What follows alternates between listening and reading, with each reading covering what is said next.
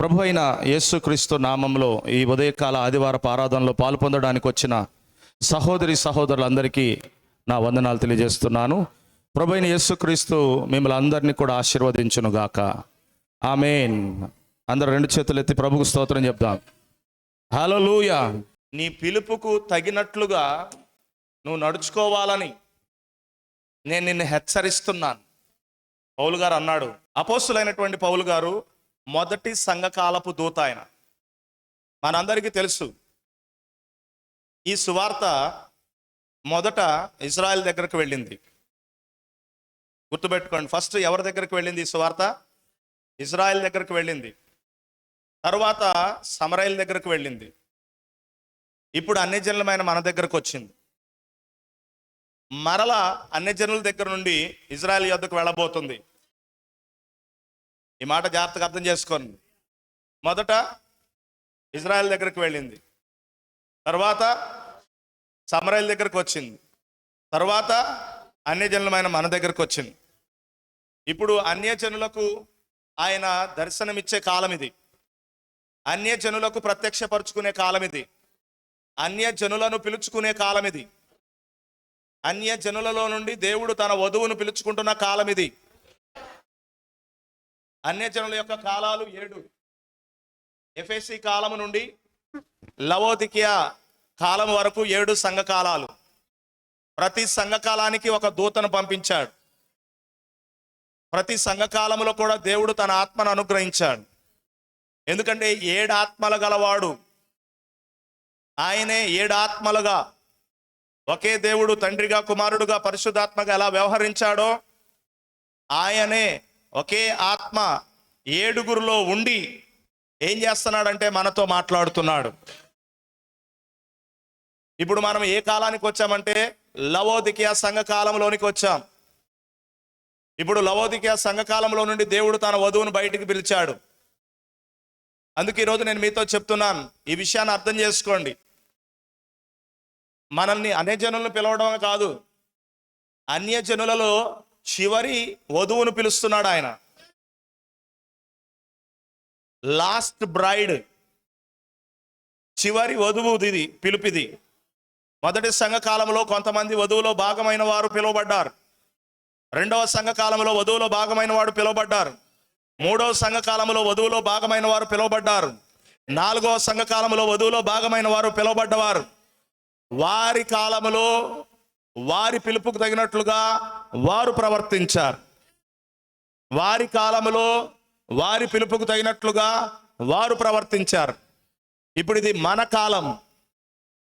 ఇది మన కొరకు ఇవ్వబడినటువంటి పిలుపు. ఈరోజు మన పిలుపుకు తగినట్లుగా మనం ప్రవర్తించాలి. హల్లెలూయా. అందుకే ఇప్పుడు దేవుడు మొదటి సంఘకాలపు దూత ద్వారా ఎలా తాను పిలుచుకున్న తన పిల్లలను పిలుపుకు తగినట్లుగా ప్రవర్తించమని హెచ్చరించున్నట్లుగా వారి మధ్యలో నడుచుకున్నాడో, అలాగే మన కాలపు దూత కూడా ఆయన పిలుచుకున్న వధువును ఏం చేస్తున్నాడంటే హెచ్చరిస్తున్నాడు. నీ పిలుపుకు తగినట్లుగా నువ్వేం చేయాలంటే ప్రవర్తించాలి, నడుచుకోవాలి. అందుకే ఈరోజు మనకేం కావాలంటే మన పిలుపు ఏంటో మనం గ్రహించగలగాలి. మన పిలుపు ఏమిటో మనం నిశ్చయం చేసుకోవాలి. అప్పుడే మన పిలుపు తగినట్లుగా మనం ఏం చేస్తామంటే ప్రవర్తిస్తాము. ఈరోజు సంఘం ఎందుకు బాధ్యత రహితంగా ఉంటుందో తెలుసా? ఎందుకు సంఘము నిర్లక్ష్యంగా ఉంటుందో తెలుసా? ఎందుకు సంఘము పిలుపుకు తగినట్లుగా ప్రవర్తించకుండా ఉంటుందో తెలుసా? ఇప్పుడు సంఘము ఇంకా తన పిలుపు ఏమిటో, తన ఏర్పాటు ఏమిటో ఆమె ఇంకా నిశ్చయపరచుకోలేదు. ఆ స్పష్టత నీకొస్తే, ఆ గ్రహింపు నీకొస్తే, ఆ బయలుపాటు నీకొస్తే, ఆ పిలుపుకు తగినట్లుగా నువ్వేం చేస్తావంటే ప్రవర్తిస్తావు. అందుకే నేను గత వారంలో నేను మీతో చెప్పినట్లుగానే దేవుడు ఒక వ్యక్తిని పిలిచేటప్పుడు పిలవడానికంటే ముందు ఆ వ్యక్తిని ఎరిగి ఉన్నాడు. పిలవడానికంటే ముందుగా ఆ వ్యక్తిని ఎరిగి ఉన్నాడు. ఎరిగి నిర్ణయించుకొని పిలుచుకున్నాడు. పిలిచి నీతిమంతులుగా చేస్తున్నాడు. నీతిమంతులుగా చేసి మహిమపరుస్తున్నాడు. వినబడుతుందా?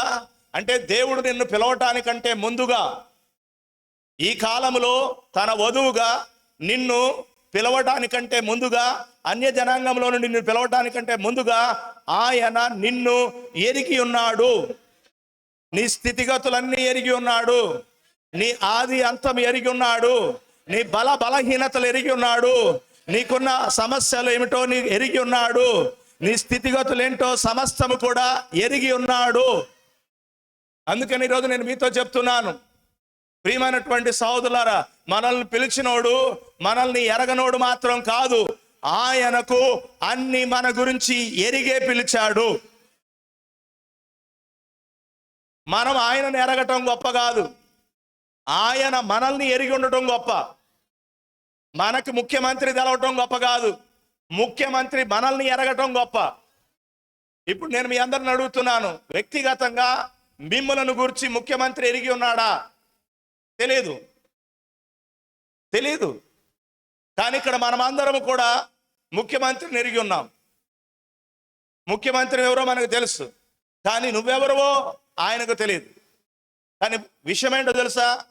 దేవుడు మనలను ఎరిగి ఉన్నాడు. దేవుడు మనలను ఎరిగి ఉన్నాడు. అందుకనే మోషేని ఒక పని కొరకు దేవుడు పిలిచాడు. ఇశ్రాయేలు ప్రజలను ఐగుప్తులో నుండి, ఆ బానిసత్వంలో నుండి విడిపించడానికి దేవుడు మోషేని ఎన్నుకొని ఏర్పరచుకొని ఆ పని కొరకు పిలుచుకున్నాడు. ఆమె కరెక్ట్? పిలుచుకున్నప్పుడు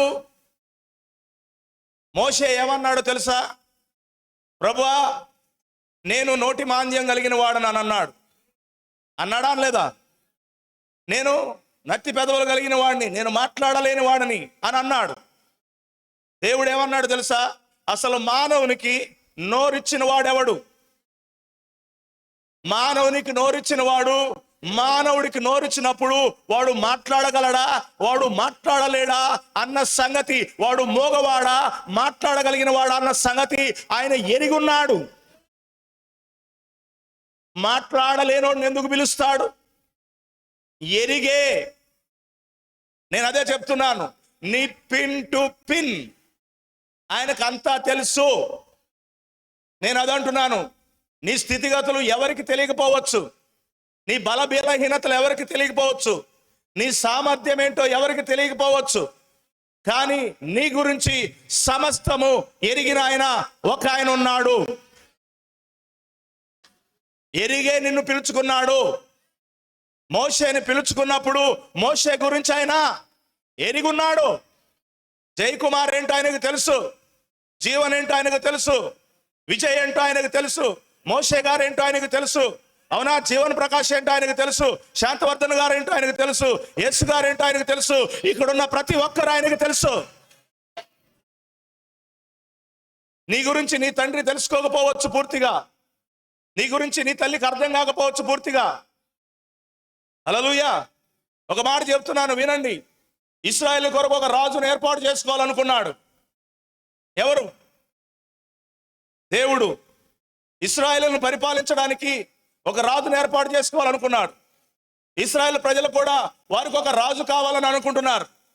అయితే దేవుడు వారికి ఒక రాజును ఏం చేస్తున్నాడంటే అభిషేకించాలని అనుకున్నాడు.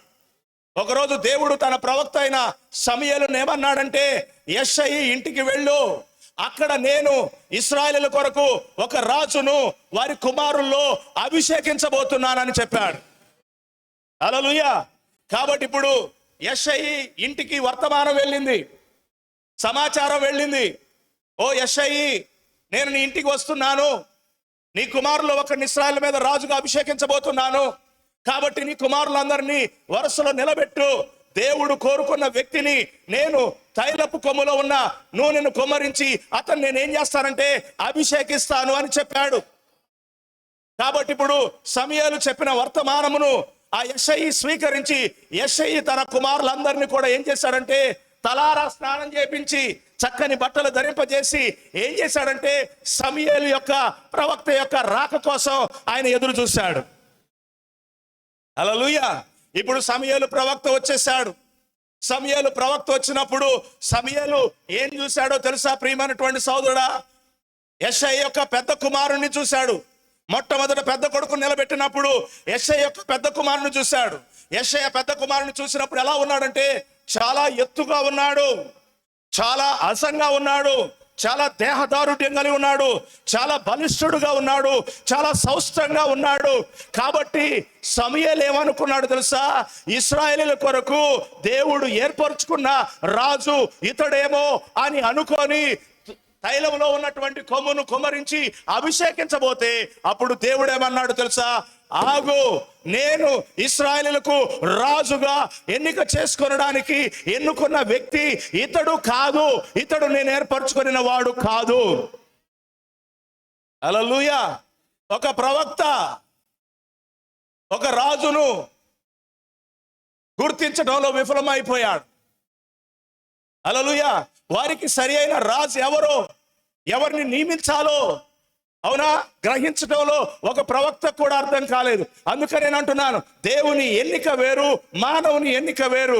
దేవుని ఆలోచన వేరు, మానవుని ఆలోచన వేరు. దేవుని ఏర్పాటు వేరు, మానవుని ఏర్పాటు వేరు. హల్లెలూయా. ఇతడు కాదు నేను కోరుకున్నవాడు అని అన్నాడు. పక్కకి వెళ్ళిపోరు అబ్బాయి అని అన్నాడు సమూయేలు. రెండోవాడు వచ్చాడు, ప్రభు అయితేనేనా? కాదు, ఆయన పక్కకి వెళ్ళిపోమన్నాడు. మొత్తం యెషయా యొక్క కుమారులందరినీ వరుసలో ఒకరి తర్వాత ఒకరిని పిలిచి ఇతడా ప్రభువా, ఇతడా ప్రభువా, ఇతడా ప్రభువా అన్నప్పుడు ఎలాంటి ప్రేరణ సమూయేలుకు రాలేదు. ఎవరిని కూడా అభిషేకించమని దేవుని ఆత్మ తనని ప్రేరేపించలేదు. ప్రతి ఒక్కరు కాదు కాదు అని అన్నాడు. ఓకే, దేవునికి స్తోత్రం. సమూయేలు ఆశ్చర్యపడ్డాడు. ఈ ఇంటిలో ఒకరిని రాజుగా అభిషేకించడానికి వారిని కూర్చోబెట్టమన్నావు, వాళ్ళ ఇంటికి వెళ్ళమన్నావు. యెషయా తన కుమారులందరిని లైన్లో పెట్టాడు. అందరినీ ఇతడా ఇతడు అంటే ఇతడు కాదు, ఇతడు కాదు అంటున్నావు. అసలు ఇంకెవడు ప్రభువా? ఇప్పుడు యెషయాని అడిగాడు, యెషయా అసలు నీ కొడుకులు ఎంతమందేనా? సమూయేలుకు తెలవదు యెషయాకు కొడుకులు ఎంతమందో, కానీ దేవునికి తెలుసు యెషయాకు కొడుకులు ఎంతమందో. నీకు తెలుసా నీకెంతమంది కుమారులు ఉన్నారో, నీకెంతమంది కుమార్తెలు ఉన్నారో? కానీ నా దేవుడికి తెలుసు. ఈరోజు నువ్వు అంటావు నాకు 2 కూతుర్లు, నాకు 3 కూతుర్లు, నాకు 4 కూతుర్లు, నాకు 7 కూతుర్లు, నాకు ఎన్ని బాధ్యతలు ఉన్నాయి. అవన్నీ నువ్వు ఎరగక మునిపే నిన్ను పిలిచిన వాడు నీకెంతమంది కొడుకులు ఉన్నారో తెలుసు, నీకెంతమంది కూతుర్లు ఉన్నారో తెలుసు, వారి అవసరతలు ఏంటో తెలుసు, వారి అక్కర్తలు ఏంటో తెలుసు, వారి అవసరతలు నీకు ఎలా తీర్చ సామర్థ్యత వాళ్ళో కూడా ఆయనకు తెలుసు. ఈరోజు దేవుడు అంటే మీరు తక్కువగా అంచనా మాకండి. ఇక్కడే మానవుడు ఏమవుతున్నాడంటే విఫలమైపోతున్నాడు. ఈరోజు 2 ఆడపిల్లలు పుట్టంలోనే అందరు తలకాయ పైకెత్తేస్తున్నారు. ఇక 3 ఆడపిల్లలు పుట్టంలోనే తలకాయ నేలకేసేస్తున్నారు. అమ్మో, ఇంతమంది పిల్లల్ని నేను ఎట్ట పెంచేని, ఎట్ట పోషించేని, ఎట్ట పెళ్లిళ్ళు చేశాను, ఎట్ట పురుళ్ళు పోసాను, ఎట్ట సాకాను, ఎట్ట వీళ్ళ బాధ్యతలు నేను నెరవేర్చాను. హల్లెలూయా. వింటున్నారా నేను మీతో చెప్పేది? అర్థమవుతుందని నేను మీతో చెప్పేది? అందుకనే నువ్వెప్పుడు వాక్యం వైపు చూడాలి. 2 మిలియన్ల ప్రజల్ని ఇశ్రాయేలీయులు ఐగుప్తులో ఉండగా దేవుడు వారిని ఏం చేశాడో ఐగుప్తులో నుంచి బయటికి పిలుచుకొచ్చాడు. కమ్ అవుట్ ఆఫ్ ఈజిప్ట్, ఐగుప్తులో నుండి, ఐగుప్తు బానిసత్వం నుంచి మీరు బయటికి రండి.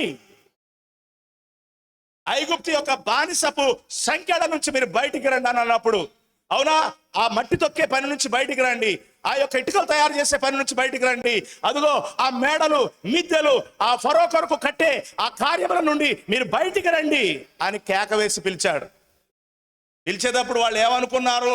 ప్రభువా, ఈ మట్టి తొక్కే పని పోతే, ఈ ఇటుకలు తయారు చేసే పని పోతే, ఈ రాళ్ళు బరువులు ఎత్తే పని పోతే, వీడికి బిల్డింగ్ కట్టే పని పోతే ముద్దెవుడు పెడతాడు ప్రభువా, నీళ్ళెవడు ఎత్తాడు ప్రభువా, మేము జీవించేదట ప్రభువా అని ఆలోచించుంటారు అనుకుంటున్నారా?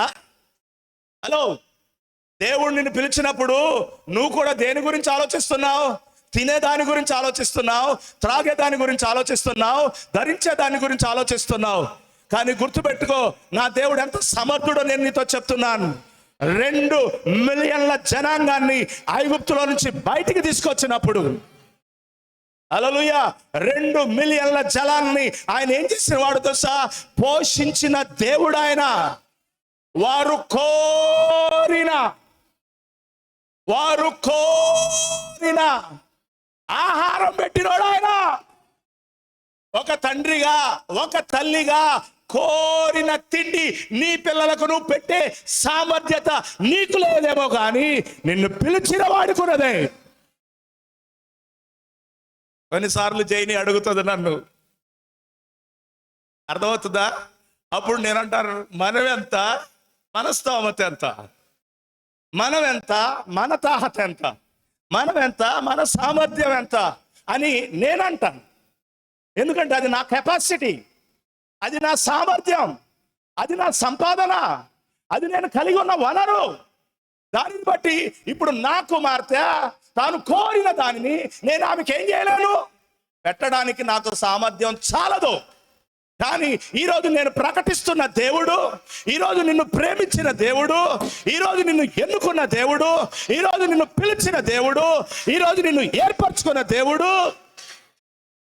సమర్థుడు, సమర్థుడు. అందుకే నువ్వు ఆయన వైపు చూడు, నువ్వు ఆయన మీద ఆనుకో, నువ్వు ఆయన మీద ఆధారపడు, నువ్వు ఆయన యందు విశ్వసించు. అక్కడే మనం విఫలమైపోతున్నాం. ఎస్, నీకు సామర్థ్యం లేదు, నీకు ఆ సామర్థ్యత లేదు. అందుకే మోషే వీళ్ళందరికీ మాంసం పెట్టమని అన్నాడు దేవుడు. అన్నాడా లేదా? వీళ్ళందరికీ ఏం పెట్టమన్నాడు? పలికితే కప్పలు వచ్చినాయి ఐగుప్తులో, పలికితే ఏమొచ్చాయి? కప్పలు వచ్చినాయి. పలికితే నీళ్లు రక్తంగా మారినాయి. ఇన్ని గొప్ప కార్యాలు చూసిన మోషే వీళ్ళందరికీ నేను ఇంత ఆహారాన్ని నేను ఎక్కడ సమకూర్చగలను అని అన్నాడా లేదా? ఎస్, మోషే అసమర్థుడే, మోషే చాలిన వాడే కాదు, కానీ మోషేను పిలిచిన దేవుడు సమర్థుడు. హల్లెలూయా. మోషే ఈజ్ నాట్ వర్ది. ఆ పని చేయడానికి మోషేకి సామర్థ్యం చాలకపోవచ్చు. అది మోషే సామర్థ్యం కాదు, అది మోషే శక్తి కాదు, అది మోషే బలం కాదు, మోషేని పిలిచిన వారి యొక్క సామర్థ్యం అది. ఈరోజు మనం ఎప్పుడు మన ఎబిలిటీ మీద మనం ఆధారపడతాం, మన సామర్థ్యం మీద మనం ఆధారపడతాం. ఎప్పుడు కూడా గుర్తుపెట్టుకో, నీ సామర్థ్యం కొంతవరకే పరిమితం అవుతుంది, కానీ కొన్ని కార్యాలు నీ సామర్థ్యంతో చేయలేవు. అందుకే బైబిల్ ఏం చెబుతుంది తెలుసా? జ్ఞాని తన జ్ఞానమును బట్టి అతిశయించకూడదు, సూర్యుడు తన సూరత్వాన్ని బట్టి అతిశయించకూడదు. హల్లెలూయా. మరి ఎవరిని బట్టి అతిశయించాలో తెలుసా? భూమి మీద కృప చూపుచు నీతి న్యాయములు జరిగించుచున్న యెహోవాను నేనేనని నువ్వు పరిశీలనగా తెలుసుకొనుటను బట్టే నువ్వు అతిశయించాలి. ఈరోజు మనకు కొంచెం జ్ఞానం వస్తే ఏమనుకుంటాం? ఏమైనా చేసేస్తా. ఏం చేస్తావు నువ్వు? ప్రపంచ జ్ఞానులందరూ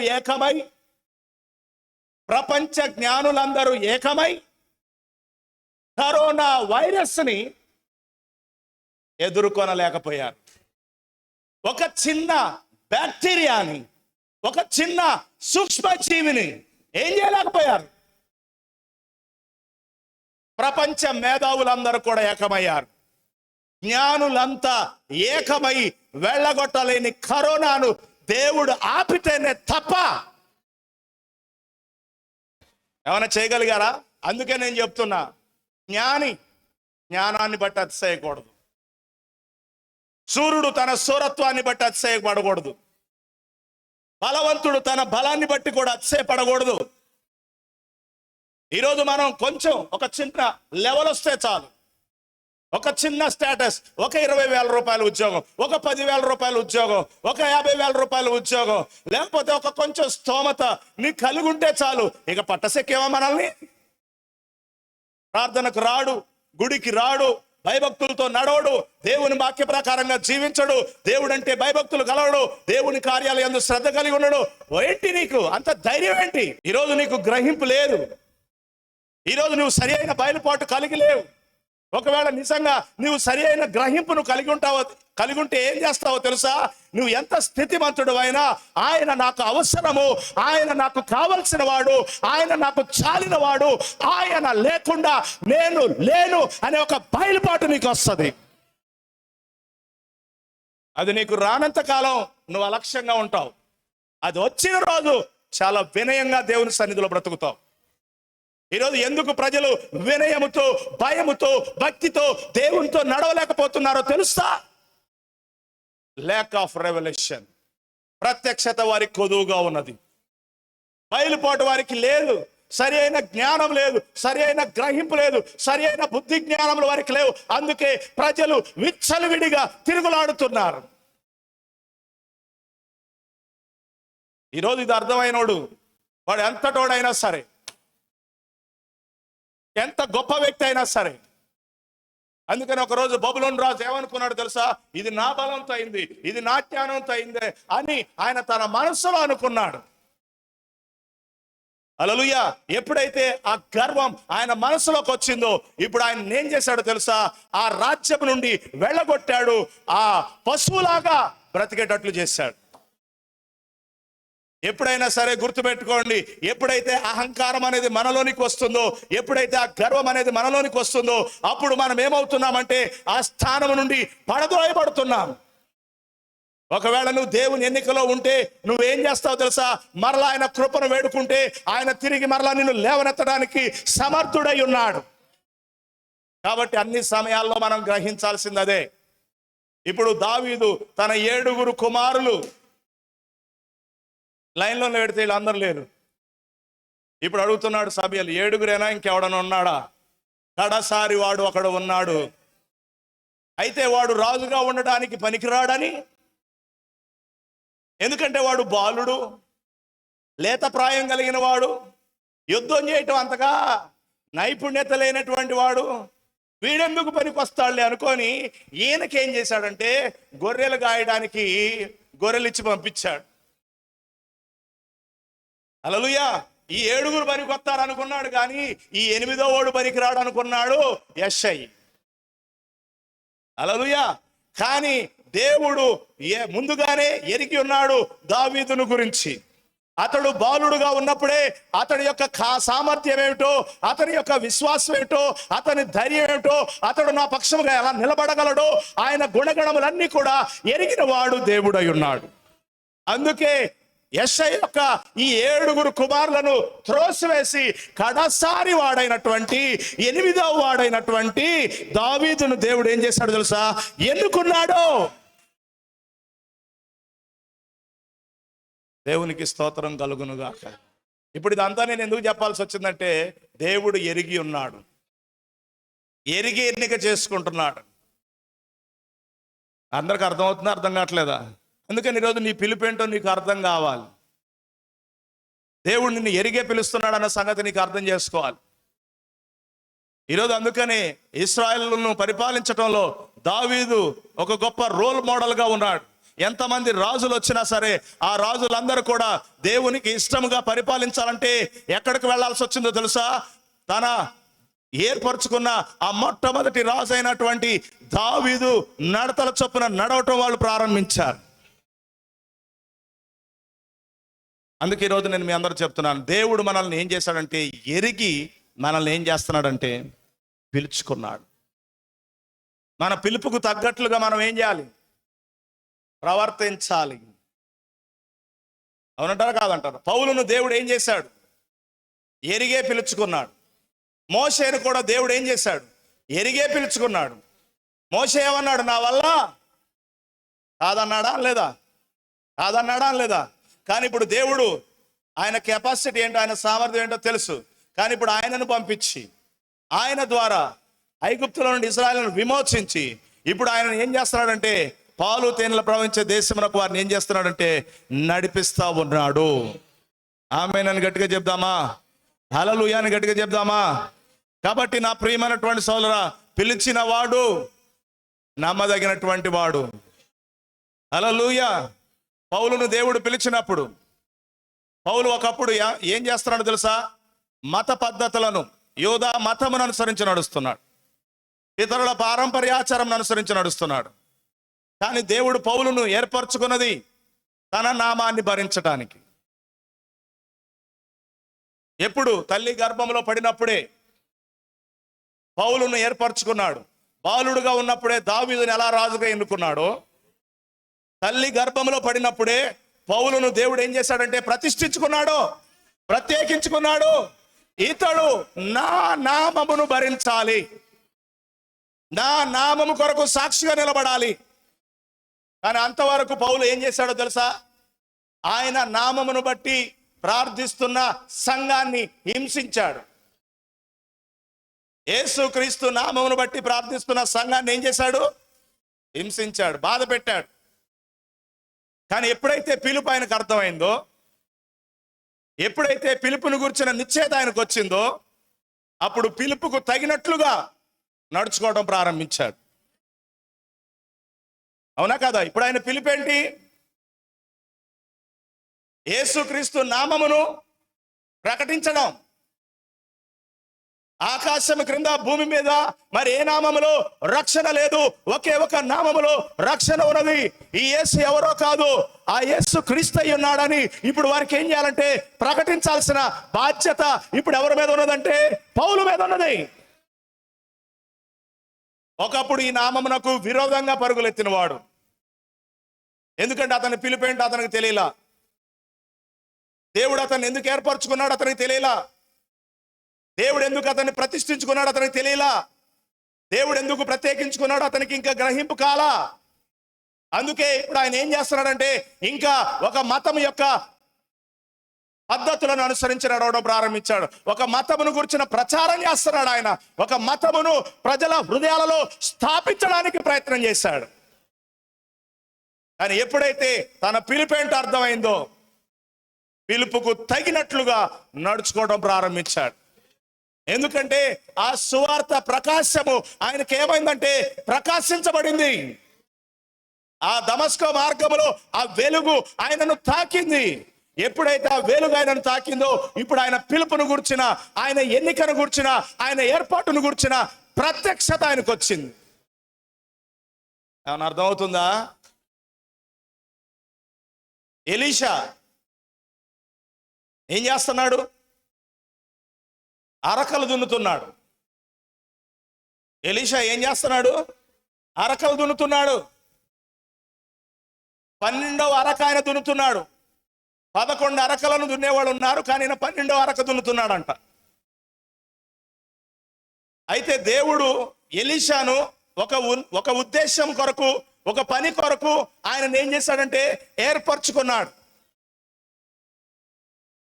ఇప్పుడు ఆ పిలుపుకు తగినట్లుగా ఇప్పుడు ఎలీషా ప్రవర్తిస్తున్నాడు. చూడండి, ఎప్పుడైతే ఏలియాతో చెప్పాడు, ఏలియా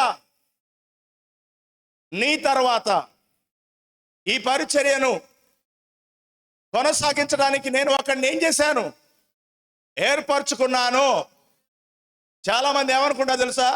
ఏలియా వెళ్ళిపోతే ఇంకెవరు నడిపిస్తారు వీళ్ళని? మనం కూడా అంతే కదా. అయ్యగారికి మగపిల్లలు లేకపోతే ఈ సంఘాన్ని ఇంకెవరు నడిపిస్తారు? ఏర్పాటు చేసేది మీరా? ఆయన నడిపించే నాయకుడిని నిర్మించేది ఆయన, నువ్వా? ఇప్పుడు మనం ఆయనకి ఏం చేస్తున్నాం? సలహా ఇస్తున్నాం. జ్ఞాని ఆయనకు సలహా ఇచ్చిన వాడు ఎవరు? ఆయన తన సంఘాన్ని ఎలా కట్టుకోవాలో ఆయనకు తెలుసు. ఆయన తన సంఘాన్ని ఎలా నడిపించుకోవాలో తెలుసు. ఆయన తన సంఘాన్ని ఎవరి చేత పరిపాలించుకోవాలో ఆయనకు తెలుసు. తగిన కాలంలో ఆ వ్యక్తులను ఆయన ఏం చేస్తాడంటే రంగం మీదకి తీసుకొస్తాడు ఆయన. మోషే చనిపోయినప్పుడు అందరు ఏమనుకొని ఉంటారు?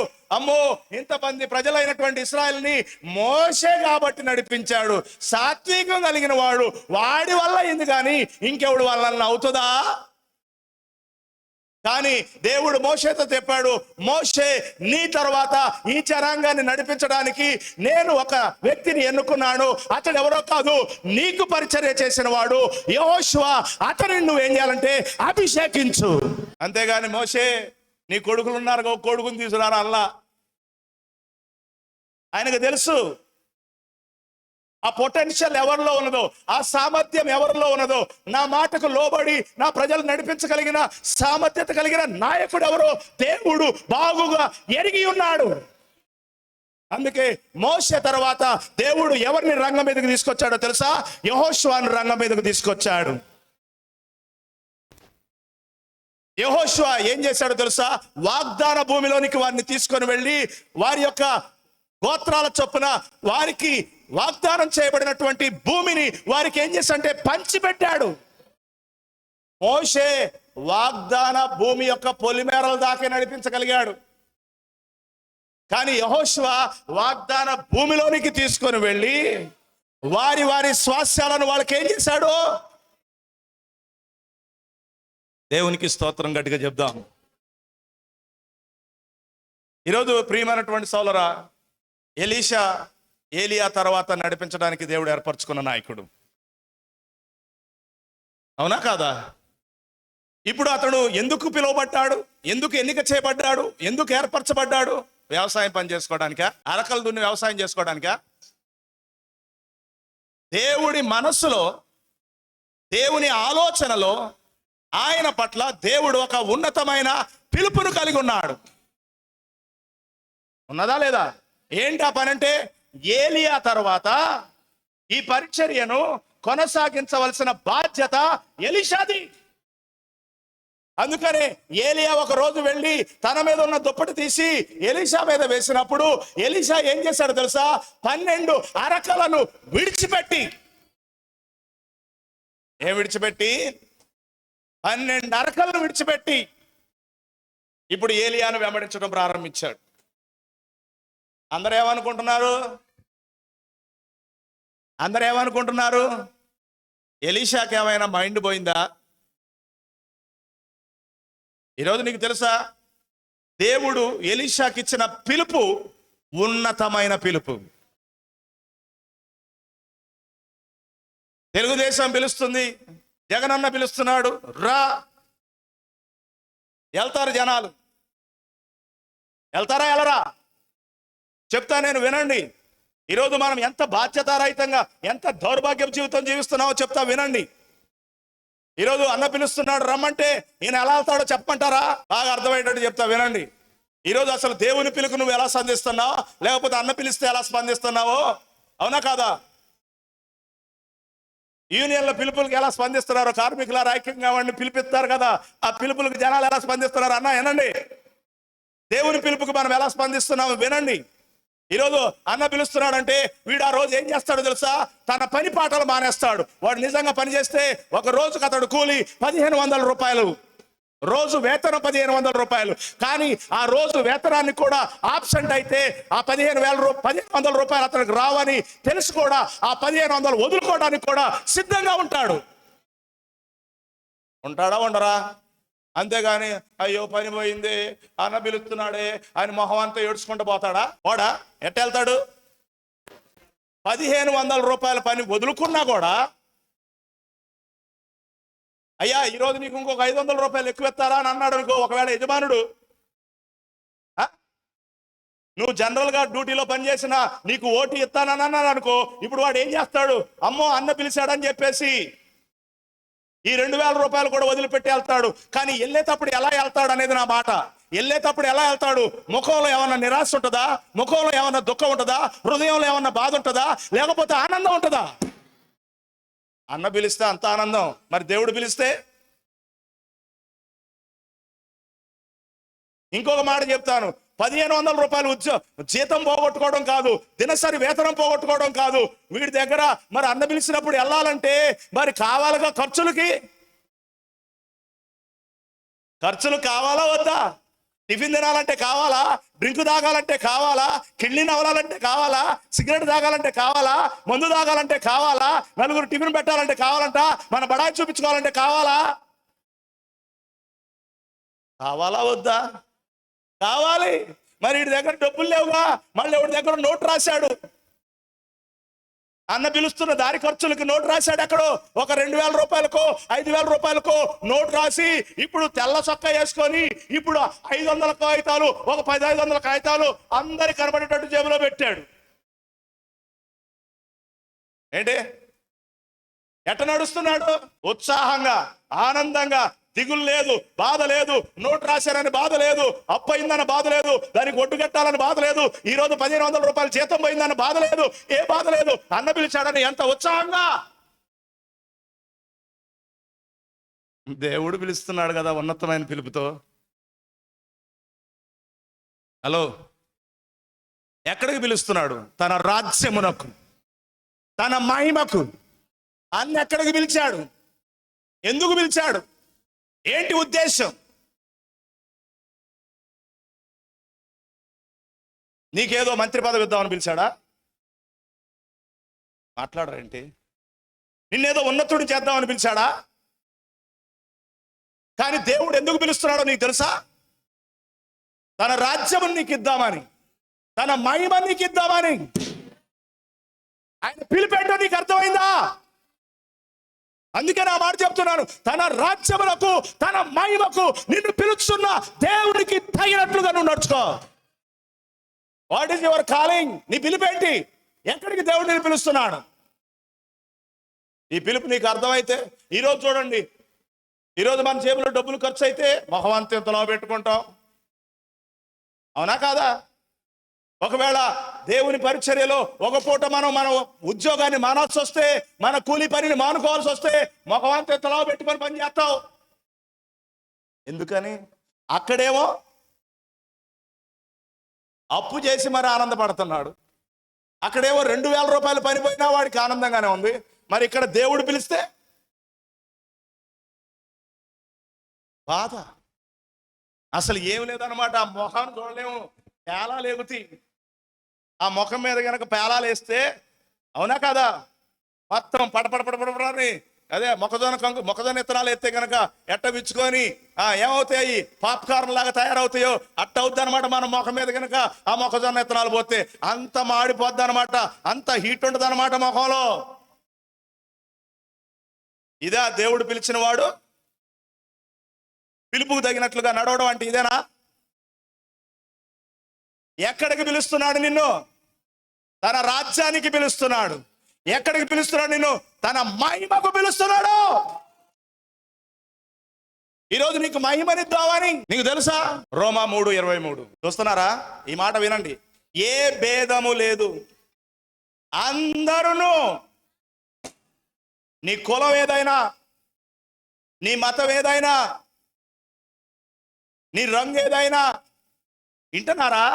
నీ జాతి ఏదైనా, నీ దేశం ఏదైనా, నువ్వు చదువు ఉన్నోడు అయినా, నువ్వు చదువు లేనోడు అయినా, నువ్వు అందగాడు అయినా, అందం లేనోడు అయినా, భూస్వామి అయినా, భూస్వామివి కాకపోయినా, ఇల్లున్నోడు అయినా, ఇల్లు లేనోడు అయినా, అందరూ, ఏ భేదం లేదు, పాపము చేసి, ఏం చేసి? పాపము చేసి దేవుడు అనుగ్రహించే మహిమను పొందలేకపోతున్నారు. ఆమెనని గట్టిగా చెప్పండి. మరి నిన్ను పిలిచేది ఎక్కడికి? తన రాజ్యానికి, తన మహిమకు. మరి నా ప్రశ్న ఏంటంటే, అందరికీ ఏ భేదం లేదు, అందరూ పాపం చేశారు కాబట్టి వాళ్ళేమో మహిమను పొందలేకపోతుంటే, మరి నిన్నెట్ట పిలుస్తున్నాడు మహిమకి? నీకే పాపం లేదా? మహిమను పొందలేకపోవడానికి కారణం ఏంటి? అంటే ఇప్పుడు నువ్వు మహిమను పొందుకోవాలన్నా ఇప్పుడు నీకు నాకు అడ్డు ఉందేంటి? మరి ఎవడు తీస్తాడా పాపం? ఎవడన్నున్నాడా? మీ తాత వస్తాడా? మీ ముత్తాత వస్తాడా? మీ బలగం వస్తుందా? ఎవడొస్తాడు చెప్పు? ఎవరు విడిపిస్తాడు నీ పాపం నుంచి? ఈరోజు నీకు తెలుసా, ఎవడు సమీపింపరాని తేజస్సులో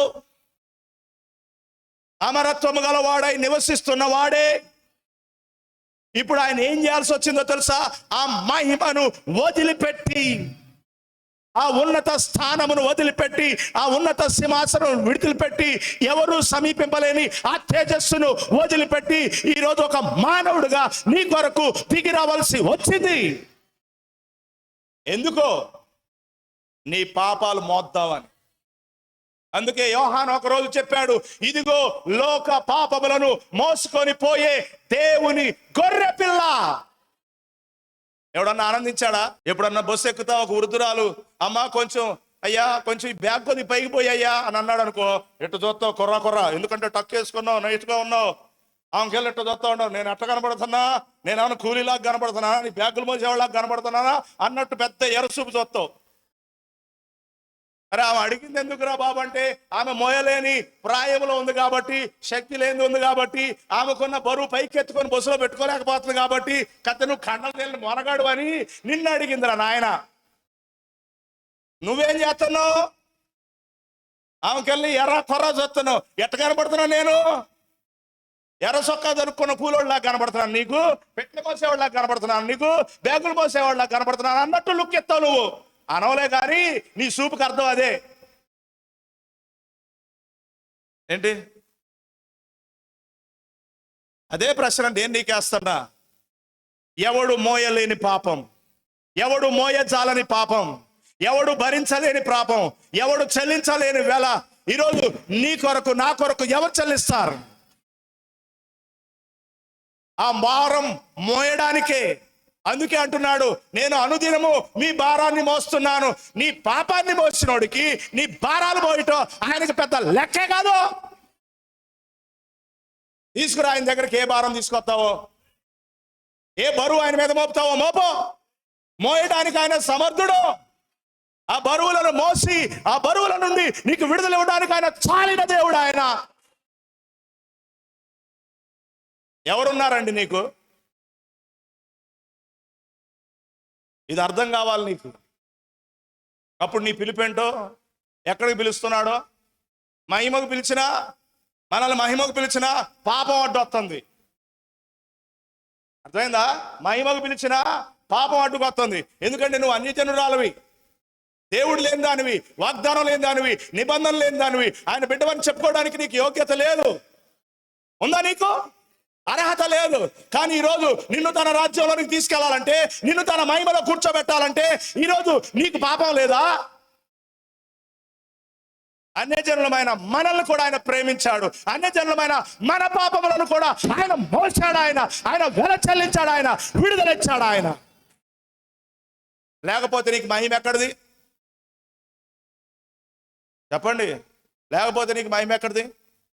ఈ నెలలో అందరూ సంబరంగా చేసుకుంటా ఉంటారు, కేకులు కట్ చేసుకుంటా ఉంటారు, డెకరేషన్ చేసుకుంటారు, అలంకరించుకుంటా ఉంటారు అన్నమాట. దావీదు పట్టణమందు నేడు మన కొరకు రక్షకుడు పుట్టెనని ఒక పాంప్లెట్ వేసి పనిచేసేసి ఏదో తూతు మాత్రం చేసేసి ముగిచ్చేస్తా ఉంటారు. అరే, రక్షకుని యొక్క ప్రేమ ఈ లోకానికి వెల్లడించటమే క్రిస్మస్ యొక్క సత్యం. వెల్లడి చేయటమే క్రిస్మస్ జరుపుకోవడం.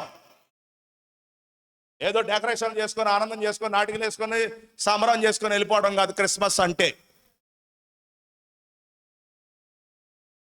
సత్యం చెప్పు మానవుడికి. ఈరోజు మానవుడికి సత్యం అర్థం కావాలి. అప్పుడు వాడికి క్రిస్మస్ అంటే ఇంటి మీద రంగు లేకపోయినా వాడి క్రిస్మస్ సంతోషం వాళ్ళలో ఉంటుంది. ఈరోజు ఎవరికైనా ఉందా యేసు పుట్టాడన్న సంతోషం? ఎవరికైనా ఉందా అంటే నిజంగా ఈరోజు ఆయన వధువుల సంతోషాన్ని చూడొచ్చు. ఆయన పుట్టుక ఆనందం ఆయన వధువులో ఉంటుంది. ఎందుకంటే ఆ వధువుకి ఆ ప్రత్యక్షత ఉన్నది. నిజంగా ఆయన ఎంత గొప్పవాడో, ఎలా మారాడో, తన కొరకు ఏమయ్యాడో, తన పాపములు ఎలా చెల్లించాడో, తన శిక్షను ఎలా భరించాడో, తనను ఎలా విమోచించాడో, తను ఎలా మహిమకు తీసుకెళ్తున్నాడో అదంతా ఆమెకు అర్థమైపోయింది. అందుకని ఇప్పుడు ఆమె ఆనందం ఎవడన్నా తీసివేయగలడా? క్రిస్మస్ రోజు వండుకోవడానికి, పలావ్ వండుకోవడానికి డబ్బులు లేకపోయినా నా కొరకు యేసు పుట్టాడని ఎంత పరవశిస్తుందో తెలుసా? నా రక్షకుడు నా కొరకు అనుదించాడని, ఆయన తన మహిమను విడిచిపెట్టి వచ్చాడని తన హృదయంలో ఎంత ఆనందం వెలువెక్కుతుందో తెలుసా? ఈరోజు రక్షకుడు పుట్టిన దగ్గరే ఉంది ఇంకా లోకం. రక్షకుడు పుట్టడం అయిపోయింది. రక్షకుడు విమోచన క్రయధనం చెల్లించడం అయింది. హల్లెలూయా. విమోచించిన తన వధువును తీసుకొని పోవడానికి ఆయన రాబోతున్నాడు. కానీ ఈరోజు ప్రపంచం ఇంకా ఎక్కడుందో తెలుసా? రక్షకుడిని గుర్తెరగక ఉంది, రక్షకుడిని అంగీకరించకుండా ఉంది, రక్షకుడిని త్రోసివేసి జీవిస్తుంది. ఇంకా లోకం వెంట, లోక పద్ధతుల వెంట, లోక క్రమాల వెనుక, లోకానుసారంగా జీవిస్తా ఉంది లోకం. ఎందుకు జీవిస్తుంది? ఇంకా సత్యం అర్థం కాల. ఎన్ని క్రిస్మస్ పండుగలు వెళ్ళిపోయాయో, ఎన్ని క్రిస్మస్ సంబాలాలు వెళ్ళిపోయారో. మెగా క్రిస్మస్, గ్రాండ్ క్రిస్మస్, పిల్లల క్రిస్మస్, యవ్వనుల క్రిస్మస్, స్త్రీల క్రిస్మస్, సేవకుల క్రిస్మస్. సేవకులకే మార్పు లేదు. That's true. ఆ పేరు మీద ఎంత మోసపోతున్నాడో సేవకుడికే తెలవదు. అది నిజం. కావాలంటే మీరు నా తర్వాత కలవండి. ప్రభా సహోదరుడా, సేవకులు ఎలా మోసపోతున్నారు నన్ను అడగండి. నేను మీకు కథ మొత్తం వివరంగా చెప్తా. అందుకే ఈరోజు నేను మీ అందరితో చెప్తున్నాను, ప్రియమైనటువంటి నీ పిలుపు ఏంటో నీకేమవ్వాలి, అర్థం కావాలి. దేవుడు ఎందుకు నిన్ను పిలిచాడో నీకు అర్థం కావాలి. ఈరోజు అందుకే అన్నాడు, పాపం చేసి దేవుడు అనుగ్రహించే మహిమను మనం ఏం చేయలేకపోతున్నాం అంటే పొందలేకపోతున్నాం. ఈరోజు నీకేమైనా ఆనందం ఉందా మరి? లేదా? చెప్పాలి గట్టిగా, ఉందా లేదా? ఎందుకంటే అయ్యా ఎవ్వరు, యోహాను పరిచయం చేస్తున్నాడు, ఇదిగో లోక పాపములను మోసుకొని పోయే దేవుని గొర్రె పిల్ల. జ్ఞానులకు అర్థం కాల, మేధావులకు అర్థం కాల, వాళ్ళందరూ కూడా ఏం చేస్తున్నారు తెలుసా? వీడు దయ్యం పట్టినోడు అన్నారు, బయల్జెబూబు అన్నారు, మాంత్రికుడు అన్నారు. కానీ ఆ యెరూషలేము అనే పట్టణంలో ఒక వృద్ధుడు ఉన్నాడు, ఒక సిమియోను ఉన్నాడు. ఆ బాలుడిని తన చేతుల్లో ఎత్తుకున్నాడు. అతడు ఎంత ఆనందిస్తాడో, ఎంత సంతోషిస్తున్నాడో, నాదా నీ దాసుడిని ఇప్పుడు సమాధానంతో పోనిస్తున్నావు. ఎందుకు ఆయనకు అంత సమాధానం? ఇప్పుడు ఆయనకు అర్థమైంది, రక్షకుడు ఇశ్రాయేలును ఆదరించేవాడు పుట్టాడు అన్న సంగతి సిమియోనుకు అర్థమైంది. ఈరోజు క్రిస్మస్ పండుగ చేసుకున్న నీకు నీ హృదయంలో నెమ్మది ఉందా? నీ హృదయంలో సమాధానం ఉందా? నీ హృదయంలో సంతోషం ఉందా? నీ జీవితంలో ఆనందం ఉన్నదా? క్రిస్మస్ ఆనందం అంటే లైట్లన్నీ తీసి కొవ్వొత్తి వెలిగించడం కాదు.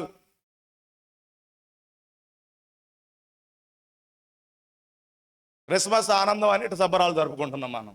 నిజమైన క్రిస్మస్ ఆనందం నీ హృదయంలో ఉండాలి. ఈరోజు నీ జీవితం నెమ్మది కలిగి ఉన్నదా? సమాధానం కలిగి ఉన్నావా? నువ్వు శాంతి కలిగి ఉన్నావా? నిబ్బరంగా ఉన్నావా? ధైర్యంగా ఉన్నావా? నిరీక్షణ కలిగి ఉన్నావా? ఈరోజు నెమ్మది లేని బ్రతుకులో సమాధానం లేని బ్రతుకు. కానీ సిమియోనుకి క్రిస్మస్ ఏం తీసుకొచ్చింది? సమాధానాన్ని తీసుకొచ్చింది. వృద్ధుడైన సిమియోనుకి సమాధానాన్ని తీసుకొచ్చింది. ఈరోజు వృద్ధుడికి లేదు, యవనుడికి లేదు, నడి వయస్కుడికి లేదు, స్త్రీకి లేదు, పురుషులకు లేదు, బాలుడికి లేదు, బాలిక లేదు, ఏమి లేదు. క్రిస్మస్ సంతోషం లేదు. ఎందుకంటే ఎవరి జీవితంలో చూసినా ఏమి లేని బ్రతుకు అంటే నెమ్మది లేని బ్రతుకు, శాంతి లేని బ్రతుకు, సమాధానం లేని బ్రతుకు, నిరీక్షణ లేని బ్రతుకు, ధైర్యం లేని బ్రతుకు. ఎవరికైనా ఉందా? నా పాపాలు క్షమించబడ్డాయి, నన్ను ప్రభువు శుద్ధినిగా చేశాడని ధైర్యం ఉందా? నువ్వు అంగీకరిస్తేగా, నువ్వు ఒప్పుకుంటేనేగా, ఆయన నామములో నీ పాపాలను విడిచిపెడితేనేగా నీకు ధైర్యం. ఎట్టొస్తుంది నీకు ధైర్యం? దేవుడు నీ కొరకు ఏర్పరిచిన మార్గం ఏంటో నీకు తెలిస్తే, ఆ మార్గంలో నువ్వు నడిస్తే అప్పుడు నీకు ఏమొస్తుందంటే ధైర్యం వస్తుంది. అందుకని అపోస్తలుడైనటువంటి పౌలు గారు ఏమన్నాడు తెలుసా? కృపాసనం యొద్దకు మేము ధైర్యంతో వస్తున్నాము. ఎందుకంటే దేవా, నిన్ను సమీపించడానికి ఇది నువ్వు మా కొరకు ఏర్పరిచిన మార్గం. ఇది దేవుని యొద్దకు చేరే మార్గం అండి. ఇది గొర్రెపిల్ల ఎందుకు దిగొచ్చాడు? ఆయన ఎందుకు ఒక గొర్రెపిల్లగా, ఆయన మహిమను వీడు మానవుడుగా ఎందుకు దిగి రావాల్సి వచ్చిందో తెలుసా? ఇది నీ కొరకు ఏర్పరిచిన మార్గం. అది నీకు అర్థమైనప్పుడు నీ హృదయంలో ఏముంటుంది? ఎవరికైనా ఉందా అంటే లేదు. నిశ్చయత ఉందా నీ పాపములు క్షమించబడ్డాయని? నిశ్చయత ఉందా నీవు శుద్ధుడు కాబడ్డావని? ఒకరోజు మరణం పౌలు ఎదుటికి వచ్చినప్పుడు పౌలు ఎంత నిశ్చయత కలిగి ఉన్నాడు తెలుసా? మరణమా నీ ముళ్ళు ఎక్కడా? మరణమా నీ విజయం ఎక్కడా? మరణపు ముళ్ళు ఎప్పుడో నా ప్రభు కల్వరిలో ఏం చేశాడంటే విరిచేశాడు. ఆ ప్రభువును నేను అంగీకరించాను కాబట్టి ఆయనను బట్టి నాకు జయం కలిగింది, మరణం నా ఎదుట ఓడిపోయిందని అన్నాడు ఆయన. ఇప్పుడు పౌలు జీవితంలో ఏముంది? ధైర్యం, ఆనందం. మరణం కూడా ఆయన ఏం చేయలేదన్న ఒక నిజమైన ప్రత్యక్షత నీకు వస్తే ఆ గ్రహింపు వస్తుంది. ఈరోజు దేవుడు మనల్ని ఎక్కడికి పిలుస్తున్నాడు? మహిమకు. ఏం అడ్డు వస్తుంది? పాపం అడ్డు వస్తుంది. ఎవరు చెల్లిస్తారు? ఎవరు చెల్లిస్తారు చెప్పండి? నువ్వు లోన్ ఉంది, నువ్వు కట్టకపోతే, కొడుగ్గా నువ్వు కట్టకపోతే తండ్రి వచ్చి ఏం చేస్తాడు? పాపం బాధ్యత వహించి వెల చెల్లించి కుమారుని ఏం చేస్తాడంటే స్వతంత్రుని చేస్తాడు. ఏమై కరెక్ట్? అదే చేశాడు నా దేవుడు సర్వమానవాళి కొరకు. ఈరోజు ఈ కుమారులు కుమార్తెలు పాపం వెల చెల్లించలేక penalty penalty penalty penalty penalty, hello, చక్రవడ్డీ, బారు వడ్డీ ఇవన్నీ పెడితే అసలు మన వాళ్ళకి అట్లా ఐపీ పెడతాయి. వడ్డీకి తీసుకున్నాడు, వడ్డీ కట్టలేక అసలు కట్టలేక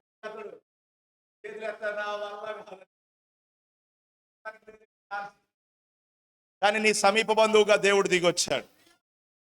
నీ పెనాల్టీ అంతా, నీ రుసుమంతా, నీ వెలంతా, నువ్వు కట్టాల్సిందంతా ఎవరు చెల్లించారు? ఎవరు చెల్లించారు చెప్పండి? ఒకప్పుడు ఆయన స్థానం ఏంటి? ఏ స్థానానికి మార్చాడు? ఎందుకు మారాడు? నిన్ను విడిపిద్దామని, నిన్ను రక్షిద్దామని, నీ పాపములు వెల చెల్లించుదామని, నిన్ను స్వతంత్రుడిగా చేద్దామని, నిన్ను మహిమలోకి తీసుకెళ్దామని. అన్న పిలుస్తున్నాడా? అన్న పిలుస్తున్నాడా? చెప్పండి. పిలుస్తున్నాడు. ఎందుకు పిలుస్తున్నాడు? నీకేమన్నా క్లారిటీ ఉందా? క్లారిటీ లేకుండా పని మానేశావు. క్లారిటీ లేకోకుండా నోటు రాసి డబ్బులు తెచ్చావు. అవునా కాదా? క్లారిటీ లేకుండా తెల్లసొక్క వేసుకొని పెద్ద ఈరుడు బయలుదేరినట్టు బయలుదేరావు. ఏందిరా నువ్వు వచ్చింది, సాధించింది ఏందిరా అంటే ఏమి లేదు. వెనక్కి తిరిగి చూస్తే 1500 రూపాయలు పోయింది. వెనక్కి తిరిగి చూస్తే అక్కడే వడ్డీ పెరుగుతుంది. వెనక్కి తిరిగి చూస్తే అవునా కాదా? అసలు ఈయన్ని పనికేడ పిలుస్తావురా? ఎవడని పిలుస్తే అడుబడే వెళ్ళిపోతా ఉంటాడు. ఈడికి పని ఎవడు ఇస్తాడు రా అంటాడు. ఎన్ని పోగొట్టుకున్నావు? కానీ ఈరోజు నిన్ను పిలిచిన వాడు, నిన్ను పిలిచిన వాడు ఐగుప్తులో నుండి ఇశ్రాయేలును పిలిచాడా? ఐగుప్తులో నుండి ఇశ్రాయేలు పిలిచాడా? బానిసలుగా ఉన్న ఇశ్రాయేలును పిలిచాడా? ఎక్కడికి పిలిచాడు? ఒక శ్రేష్టమైన దేశానికి, పాలు తేనెలు ప్రవహించే దేశానికి. అవునా కాదా? ఈ యాత్రలో నీళ్ళు అవసరమైనయా? చేదుగా ఉన్నాయా? తినాలనిపించిందా? ఆహారం తినాలనిపించిందా? కోరుకున్న ఆహారం పెట్టాడు. చికెన్ తినాలంటే ఓ గ్రాంటెడ్ అని అన్నాడు. అంతేగాని ఎక్కడి నుంచి తీసుకురామంటారా అన్నాడా? అనలేదు. తూర్పు గాలిని విసర్జించాడు. ఆకాశం నుండి పూరేళ్లు కుప్పలు కుప్పలుగా ఇశ్రాయేలు పాడం చుట్టూ పడినప్పుడు వాళ్ళు తిని వెక్కసం అయిపోయిందంట.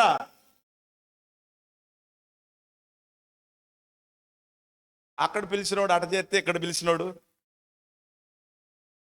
ఏ పిలుపు గొప్పది చెప్పండి? ఇది ఎలాంటి పిలుపు? ఉన్నతమైన పిలుపు. ఉన్నతమైన పిలుపు.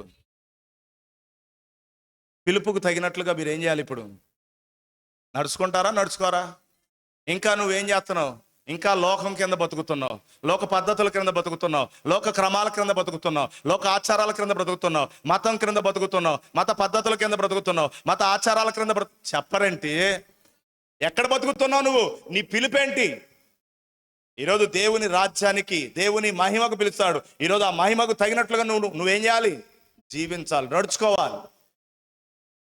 ఈరోజు ఎలీషాను పిలిచినప్పుడు పిలుపుకు తగినట్లుగా మరలా వెనక్కి తిరిగి చూడకుండా, అవునా కాదా, సంపాదించుకొని పోగేసుకునే కార్యక్రమం మీద ఉన్నాడు ఆయన. అట్లాడరేంటి? ఆయన పని ఏంటి? ఆయన అప్పగించిన పని. ఎట్ట తింటావురా, ఎట్ట బతుకుతావురా, ఎట్ట పోషించుకుంటావురా? అసలు ఆ సమస్యే లేదు.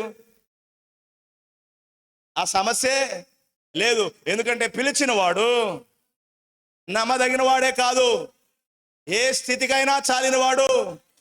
ఆయన గొప్ప సహాయకుడు. ఆయన భూమి ఆకాశముల సృష్టి కర్త. మాటతో సమస్తాన్ని కలగజేసిన వాడు. పలికితే సూర్యుడు కలుగును కాకంటే, చంద్రుడు కలుగును కాకంటే, అవసరమైతే నీకేం చేయగలడు ఆయన? మాట పలికితే.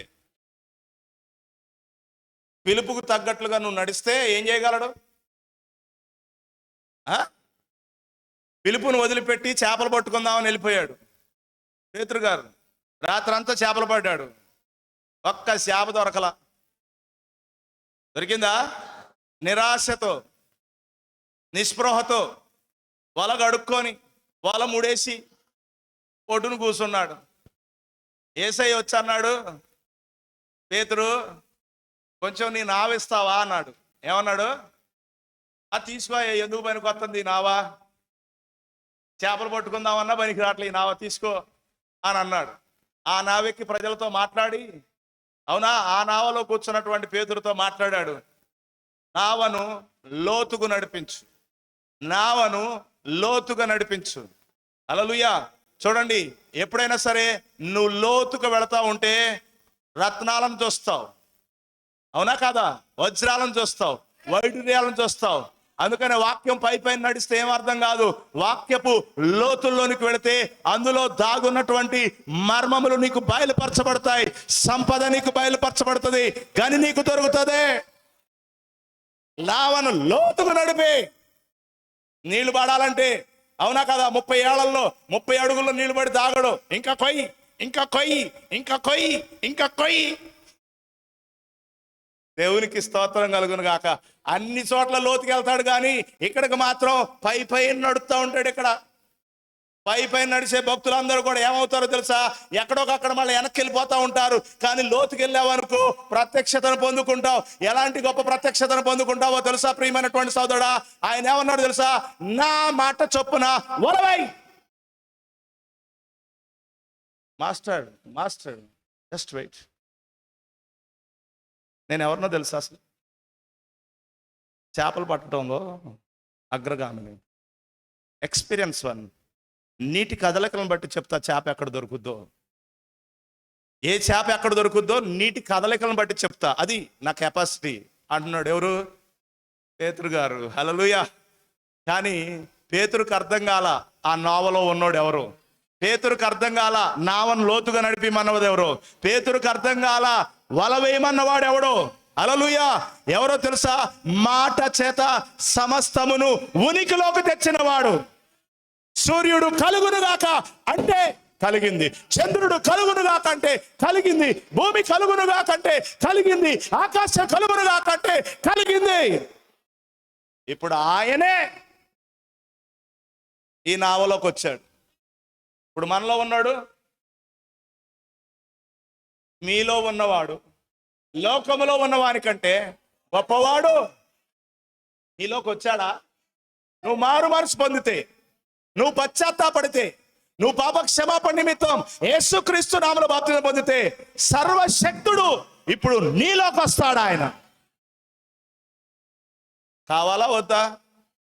కావాలా వద్దా? ఆయన వస్తే దారి వేరుగా ఉంటుంది. ఆయన మాట వింటే దారిగా ఉంటుంది, వేరుగా ఉంటుంది. ఆయన మార్గంలో నడిస్తే దారి వేరుగా ఉంటుంది. అవునా కదా? మాట పలికాడు అంతే. ఆయన అన్నాడు, నా మాట చొప్పున వలయ్యానన్నాడు. ఆయన మాటని వలెట్టిసిరాడంతే. లాగుతున్నాడేక ఎంతోసేపు పట్ల వల నిండడానికి క్షణంలో వల నిండిపోయింది. హల్లెలూయా. వల బరువు ఎక్కుతుంది. ఇప్పుడు లాగుతున్నాడు. బరువు చేత లాగలేక అని పక్కన జాలర్లో పిలుస్తున్నాడు. హల్లెలూయా. ఎక్కడి నుంచి వచ్చినాయి ఆ చేపలు? పలకగా సృష్టిని ఆయన ఏం చేశాడు? ఉనికిలోనికి తీసుకొచ్చాడు. సముద్రమును అందరి జీవరాశులను కలగజేసిన వాడే ఇప్పుడు పేతురు దోణిలోకి వచ్చాడు. ఇప్పుడు నీలోకి వస్తా అనేవాడు ఎవరో తెలుసా? భూమి ఆకాశాల సృష్టికర్తే. ఇప్పుడు ఆయన నీలో నివసించగోరుతున్నాడు. నీ హృదయం తెరిచి ఇప్పుడు నువ్వు ఆయనకు అవకాశం ఇస్తావా? 7వ సంఘకాలంలో ఎవడైనాను నా స్వరం విని తలుపు తీస్తే నేను అతనిలోనికి వస్తా. నేను అతనిలోనికి వస్తా. హల్లెలూయా. ఎక్కడికి వస్తాడు? ఏం చేయటానికి? ఏం చేయటానికి? మహిమలోనికి తీసుకెళ్తానికి. ఎక్కడ తీసుకెళ్తానికి? చెప్పాలి గట్టిగా. ఇది రోదసి యాత్ర కాదు. అర్థమైందా? ఇది చంద్రమండలంలోకి యాత్ర కాదు. ఇది వినపడుతుందా నేను చెప్పేది? ఈరోజు అందరికంటే పైగా ఉన్నవాడు ఆయన. అవునా కాదా? ఆ మహిమలోనికి ఇప్పుడు మనం ఏం చేస్తున్నాం తెలుసా? ప్రవేశిస్తున్నాం. దేవుడు నిన్ను పిలిచేది ఎక్కడ తెలుసా? ఆ మహిమలోనికి నువ్వు వెళ్ళబోతున్నావు. ఈరోజు ఈ మంటి ఒకరోజు ఏం చేయబోతుంది తెలుసా? మహిమను స్వతంత్రించుకోబోతా ఉన్నది. ఈ మంటి మహిమను ఏం చేయబోతా ఉంది? స్వతంత్రించుకోబోతుంది. పాపం చేసి మనము ఈ దేహాన్ని వాళ్ళ అమ్మకి 2 సార్లు స్టంట్లు వేశారు. ఇప్పుడు వేసింది 3వసారి. 2 సార్లు స్టంట్ వేసిన తర్వాత కూడా మరలా 3 సార్లు స్టంట్ వేయవలసిన పరిస్థితి ఆమెకు ఏర్పడింది. ఎందుకంటే ఆమె ఉన్న శరీరం అలాంటిది. ఎందుకు అలాంటి స్థితి వచ్చిందంటే పాపం ఆమెను అలాంటి స్థితిలోనికి తీసుకొని వచ్చింది. కానీ ఇప్పుడు దేవుడు పాపము వెల చెల్లించి పాప విముక్తిని చేసి పరిశుద్ధునిగా చేసి పాపము వలన ఏ మహిమను పోగొట్టుకున్నావో నువ్వేం చేయబోతున్నావు అంటే ఆ మహిమను, నీ యాత్ర ఎక్కడ కనుక్కున్నావు, నిన్ను పిలిచింది ఎక్కడ కనుక్కుంటున్నావు, నీ జర్నీ ఎక్కడ కనుక్కుంటున్నావు? అందరూ ఎట్ట బతుకుతున్నారంటే భూమి మీద బియ్యం పుచ్చిపోతాయి అన్నట్టు బతుకుతున్నాం. అచ్చం పెళ్ళిళ్ళు చేసి పిల్లల్ని కానీ పురుళ్ళు పోయటానికే మనం పుట్టామన్నట్టు బతుకుతున్నాం. ఇదేనా నీ జీవితం? ఇక్కడికేనా నీ పిలుపు? అయ్యా ఈ బిడ్డను చదివిస్తే చాలయ్యా, చాలా ఈ బిడ్డను ప్రయోజకుడిని చేస్తే చాలా, అంతవరకే చాలా? ఇంకా ఉన్నతమైన పిలుపుతో పిలుస్తున్నాడమ్మా. పాపం చేసే మహిమను పోగొట్టుకున్నావో ఇప్పుడు ఆ మహిమలోనికి దేవుడు నిన్ను పిలుస్తున్నాడు. ఇప్పుడు నీ జర్నీ ఎక్కడికి? ఇప్పుడు చెప్పండి, నీ జర్నీ ఎక్కడికి? దేవుడు పిలిచింది ఎక్కడికి? ఈ లోకం నుండి పరలోకానికి, మరణం నుండి జీవానికి, ఉగ్రత నుండి ఉగ్రత లేని స్థానానికి. అవునా? సాతాను ఏదేని నుండి దేవుని ఏదేనికి, మర్త్యత నుండి అమర్త్యతకు, క్షయత నుండి అక్షయతకు. ఈ దినాల్లో ఒక దినమని ఏం జరగబోతుంది అనుకుంటున్నారు? ఈ మంటి అవునా కాదా? ఒకరోజు రెప్పపాట్లు ఆయన ఏం చేయబోతున్నాడు? మహిమకు మార్చబోతున్నాడు. ఆ గడియ దగ్గర పడిందన్న సంగతి ఇప్పుడు వధువుకు అర్థమైంది. ఈ దినములలో ఒక ఉదయమున మన దేహము మార్పు పొందును. ఈ దినములలో ఒక ఉదయమున అజయము మరణమును మృంగివేయును.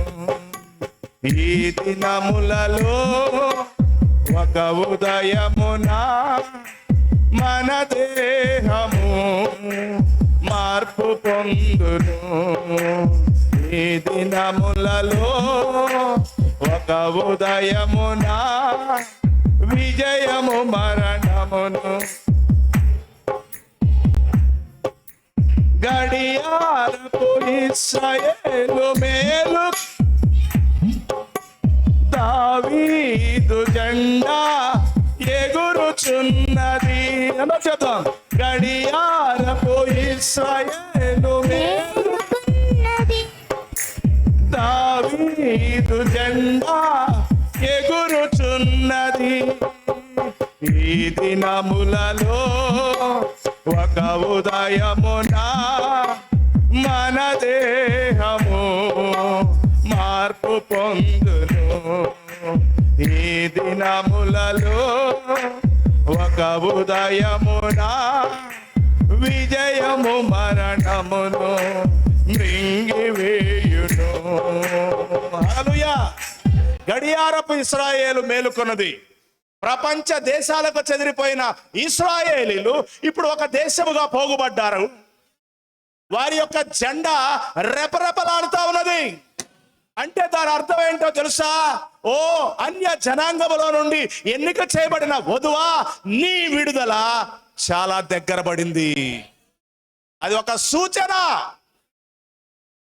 అదేంటది? మనకి సూచన. అందుకే మనం ఆ గడియారం వైపు చూడాలి, అక్కడ జరుగుతున్న సంఘటన చూడాలి. అవి నిన్నేం చేస్తున్నాయి అంటే నీవు ఎంత విడుదలకు దగ్గరకు వచ్చావో తెలియజేస్తుంది.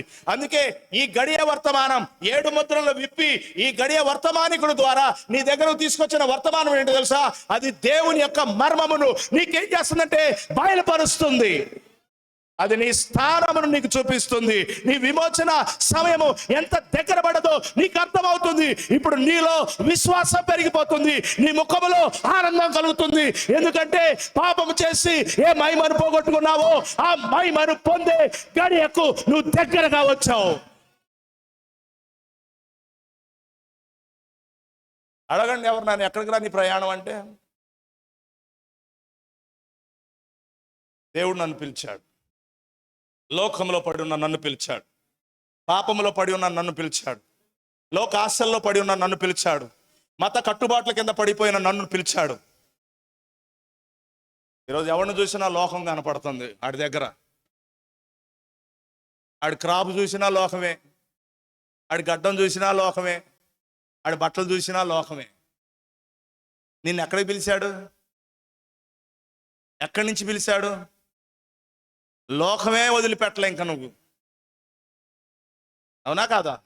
వెళ్తాడు, సెల్ ఫోన్ ఒకటి ఉందిగా, అందులో డిఫరెంట్ స్టైల్స్ అన్నీ మనకి డౌన్లోడ్ చేసుకుంటూ వస్తాయిగా. బార్బర్ షాప్కి వెళ్ళి, అన్నా ఈ స్టైల్, ఎవరు ఈ స్టైల్? నీ పిలిపేంటి అసలు?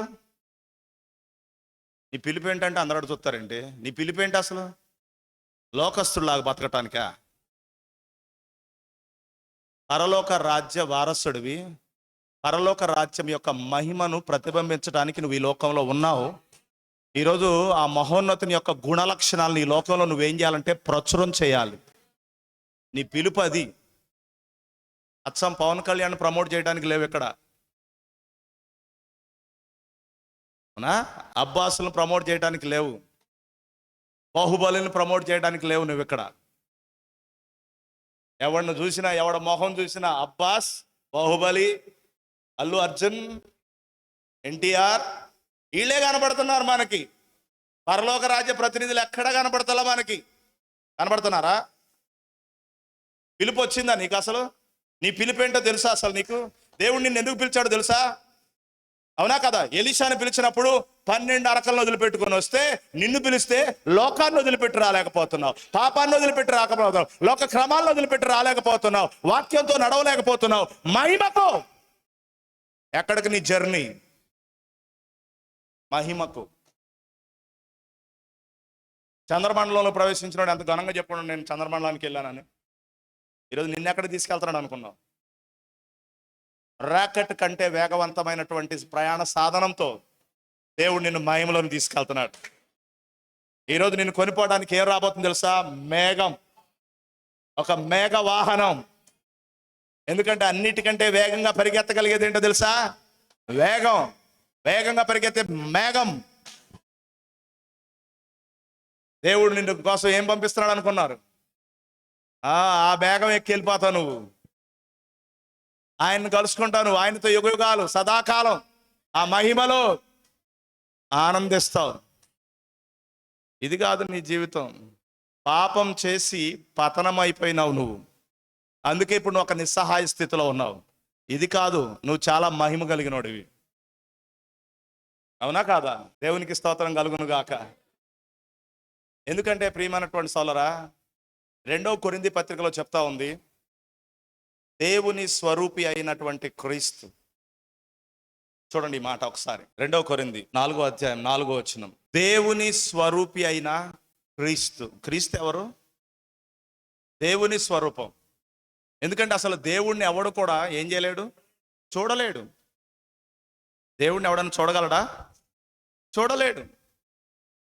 అందుకని ఇప్పుడు చూడలేని వాడు ఇప్పుడు చూడగలుగునట్లుగా అదృశ్యుడు దృశ్యంలోనికి వచ్చాడు. ఆయనే యేసుక్రీస్తు. క్రీస్తు ఎవరు? దేవుని స్వరూపం. ఎవరు? క్రీస్తుని చూసినప్పుడు నువ్వు ఎవరిని చూడాలి? దేవుడు. దేవుడు తనను తాను నీకు కనబరుచుకోవడానికి వచ్చాడు. ఒక స్వరూపం, ఒక రూపంలో వచ్చాడు. రూపం లేనివాడు ఒక రూపంలోనికి మారాడు. ఎందుకో తెలుసా? నీకు ఆయన తన మహిమను కనబరుచుకోవడానికి. ఏం కనబరుచుకోవడానికి? అందుకనే యేసు ప్రభు ఈ లోకానికి వచ్చినప్పుడు ఆ కాలంలో జ్ఞానులకు అర్థమైంది ఆయన ఎవరో. అర్థమైందా? చెప్పండి. వచ్చింది ఎవరు? దేవుని స్వరూపం. ఆయన దేవుని స్వరూపాన్ని ఏమన్నారు వాళ్ళు? దయ్యం పట్టినోడు అన్నారు, మాంత్రికుడు అన్నారు, బయల్జెబ అన్నారు. అవునా కాదా? కానీ పేతురు ఏమన్నాడు? నీవు సజీవుడు వగు దేవుని కుమారుడివి. జ్ఞానులకు అర్థం కాల ఆయన ఎవరో. ఈరోజు యేసు ప్రభు అంటే ఎవరో ఈ ప్రపంచంలో చాలా మందికి అర్థం కావట్లా. ఈరోజు ఉన్నత కులాల వాళ్ళకు కూడా అర్థం కావట్లా. వాళ్ళు ఏమంటున్నారు తెలుసా? తెల్లోడు దేవుడు, మాలమాదిగల దేవుడు. ఎవరు చెప్పాడరా నీకు? దేవుడు ఒకే ఒక దేవుడు ఉన్నాడు. ఆయన స్వరూపమే, చూడలేని ఆ దేవుని యొక్క స్వరూపమే యేసుక్రీస్తు. ఈ సువిశాల విశ్వాన్ని ఏలుచున్నవాడు ఆయన, పాలించుచున్నవాడు ఆయన, కలగజేసిన వాడు ఆయన, అన్నిటికీ మూలమైన వాడు ఆయన. తెలియనోళ్ళు తెలియనట్టు మాట్లాడతారు యేసుక్రీస్తుని గురించి, కానీ తెలిసిన నీవు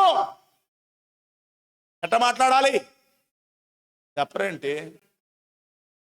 ఎరిగిన నీవు ఎరిగినట్టు మాట్లాడాలి. అయ్యా, నిన్ను మించిన వారు ఎవరున్నారయ్యా? నీకు సాటి అయిన వారు ఎవరున్నారయ్యా? నీతో సరిపోల్చదగిన వాడు ఎవరున్నారయ్యా? నీ వంటి దేవుడు ఎవరున్నారయ్యా అనాలి నువ్వు. నిజంగా ఒక పాపి కొరకు, ఒక పాపమును ఎవరు కూడా భారమును మోయలేని స్థితిలో ఉన్నప్పుడు, నాయన ఆ గొప్ప దేవుడు మహిమను విడిచిపెట్టి నా పాప భారమును మోయడానికి వచ్చిన మహనీయుడు నీలాంటి దేవుడు అసలు ఎవరున్నారయ్యా అని నువ్వేం చేయాలి? ఆయన్ని పొగుడుతున్నావా? ఆయన అర్హుడు,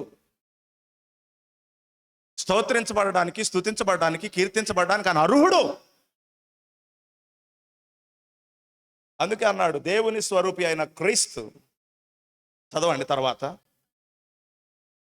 మహిమను కనబరుచు సువార్త ప్రకాశం. ఏం కనబరిచే సువార్త ప్రకాశం? మహిమను కనబరుస్తాం. చూడండి, ఇప్పుడు ఇదే దేవుడు స్వరూపిగా వచ్చాడా లేదా? ఇదే యేసుక్రీస్తు ఒకరోజు దావీదు ఆ యెరూషలేము గుండా యెరూషలేమునకు వెళ్తున్నాడు. వెళ్తా ఉంటే అక్కడ ఒక గుడ్డోడు ఉన్నాడు. ఇక్కడ చదవండి, ఆ మాట చదవండి, తర్వాత అక్కడికి వెళ్దాం. దేవుని స్వరూపి అయినటువంటి క్రీస్తు మహిమను కనబరుచు సువార్త ప్రకాశం వారికి ప్రకాశింపకుండా నిమిత్తం. ఈ యుగ సంబంధమైన దేవత అవిశ్వాసులైన వారి మనోనేత్రాలకి గుడ్డితనం కలగజేసింది. సువార్త ప్రకాశము, ఆ మహిమను గుర్చిన సువార్త ప్రకాశం ప్రకాశించకుండానట్లు యుగ సంబంధమైన దేవత అవిశ్వాసులకి ఏం కలగజేసిందండి? గుడ్డితనం. మనోనేత్రాలు వెలిగించబడాల. ఇప్పుడు ఈ కళ్ళు బాగానే ఉన్నాయి, సన్న సూది కూడా కనపడిద్దండి, సన్న దారం కూడా కనపడిద్దండి, దారం కూడా ఎక్కిస్తానండి. దేవునికి స్తోత్రం. సూదిలో దారాలు ఎక్కించడం కాదమ్మా. ఇప్పుడు నీ మనోనేత్రాలు తెరవబడి ఇప్పుడు ఆయన ఎవరో నువ్వు చూడగలగాలమ్మా. ఆ మహిమ, ఆ సువార్త ప్రకాశము నీ కన్నులకు ప్రకాశించబడాలమ్మా. ఆయన ఎవరో నీకు అర్థం కావాలమ్మా. ఆ క్రీస్తు ఎవరో నీకు అర్థం కావాలమ్మా. అది ఒకరోజు ఆయన యెరూషలేమునకు వెళుతున్నాడు. చిట్ట చివరి జర్నీ అన్నమాట. ఇంకా ఆయన సిలువ వేయబడ్డానికి వెళ్ళబోతున్నాడు, మరణానికి అప్పగించబడ్డానికి, శ్రమ పెట్టబడ్డానికి వెళ్ళబోతున్నాడు. ఆ దారిలో ఒక గుడ్డోడు ఉన్నాడు. ఆ దారిలో ఎవరున్నాడు? ఒక గుడ్డోడు ఉన్నాడు.